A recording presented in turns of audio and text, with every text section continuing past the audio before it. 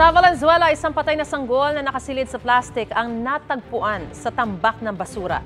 Yan ang unang balita ni Bea Pinlac. Wala ng buhay nang matagpuan ang isang sanggol sa gitna ng tambak ng mga basura sa Barangay Punturin, Valenzuela. Nakita ito ng isang mangangalakal nang kolektahin niya ang basura sa isang convenience store mag-aalas 8 kagabi. Nagkakalkal po kasi ako ng basura, tapos pagka buklat ko po ng isang plastic, nakita ko po yung isang sanggol. Patay na po yung nakita ko. Medyo na siya, maputla na.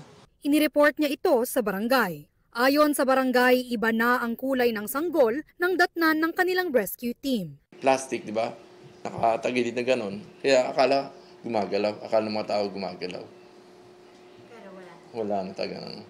Ayon sa Valenzuela Police, babalikan nila ang mga kalapit na CCTV para matunton kung sino ang nag-iwan ng fetus sa tambakan ng basura at kung sino ang ina.